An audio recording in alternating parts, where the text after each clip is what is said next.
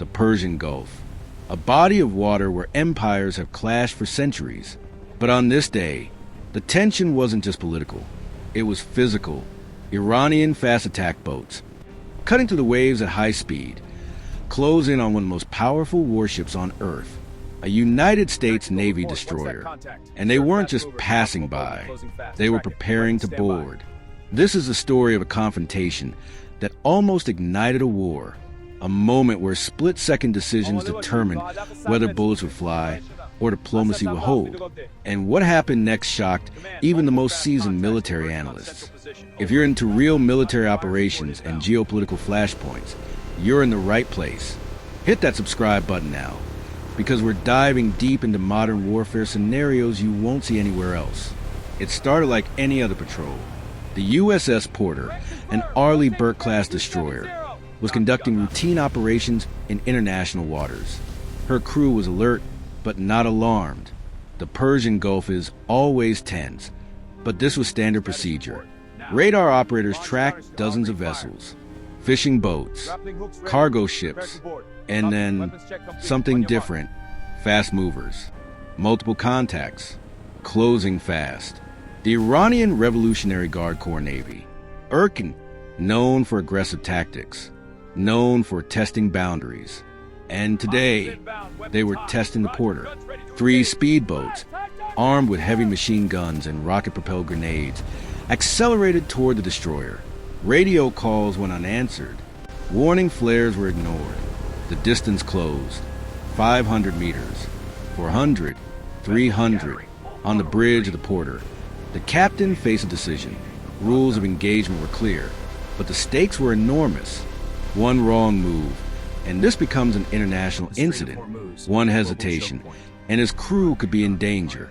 The Iranian boat split formation, a classic boarding maneuver.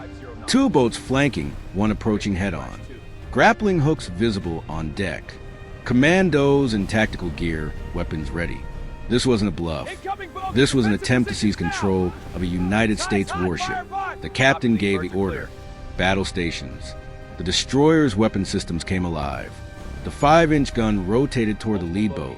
Phalanx CIWS locked on. Machine gunners took position on the rails. And then, the final warning.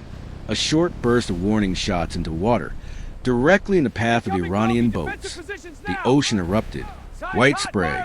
The roar of heavy caliber fire. And for a moment, everything hung in the balance. The lead Iranian boat veered off. Hard turn. The other 2 followed. They didn't retreat slowly. They scattered, full throttle. Within seconds, they were racing back toward Iranian territorial waters. The boarding attempt was over, but the message was sent and received. What just happened? Why did Iran attempt something so bold? And why did they back down so fast? The answer lies in the calculus of modern naval warfare. Iranian fast attack boats are designed for asymmetric warfare, swarm tactics. Overwhelm a larger vessel with speed and numbers. In confined waters like the Strait of Hormuz, they can be deadly, but against a fully alert, fully armed destroyer, the odds shift dramatically. The USS Porter wasn't just a ship, she was a floating fortress. Aegis combat system, advanced radar, missiles that could strike targets hundreds of miles away, and a crew trained for exactly the scenario. The Iranians knew that if they continued, they wouldn't just face warning shots, they'd face lethal force. And unlike a propaganda video, real combat has real consequences. But there's another layer. Intelligence suggests this wasn't a rogue operation. It was calculated.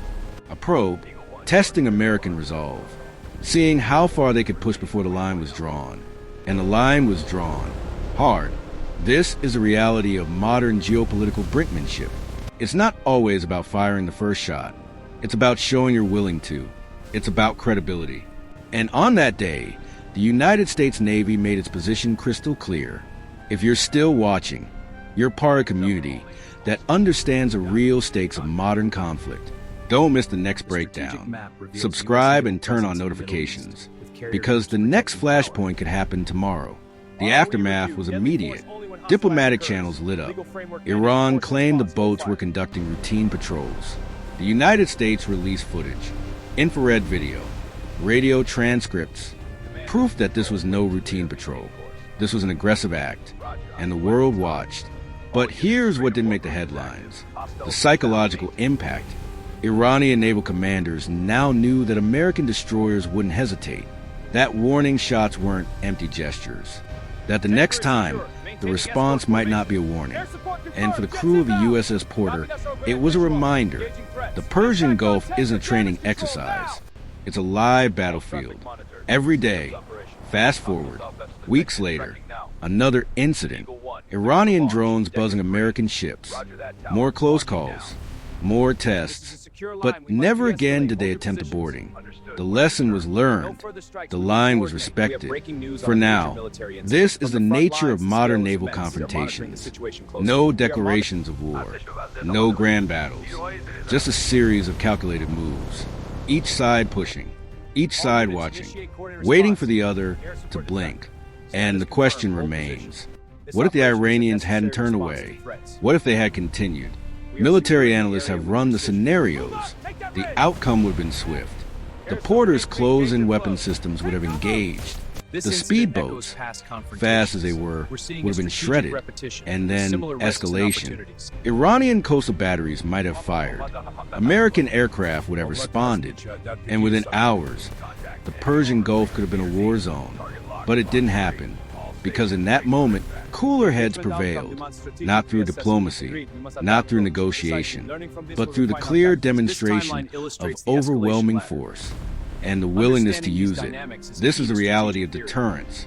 It's not about wanting war. It's about making war unthinkable for the other side. And on that day, the USS Porter made it very clear: boarding this ship is unthinkable. So what's the takeaway? For military strategists, it's a case study in rules of engagement. For geopolitical analysts, it's a reminder that the Persian Gulf remains one of the most dangerous waters on Earth. And for you, watching this, it's a glimpse into the real world of modern naval warfare, where decisions are made in seconds, where lives hang in the balance, and where one wrong move can change everything. If you made it this far, you're serious about understanding modern conflict. Do yourself a favor. Subscribe, because we're just getting started. The next video is already in the works. And trust me, you don't want to miss it. The USS Porter continued her patrol. The Iranian boats returned to base, and the world moved on. But in the silent calculus of military power, something had shifted. A line had been tested and held, and both sides knew exactly where it was. This is the story of the day Iranian Commandos tried to board a United States destroyer. And this is what happened next. They learned that some lines, once crossed, can't be uncrossed. And some ships, no matter how fast your boats are simply untouchable. Protection confirmed. Mission accomplished. Naval presence effective.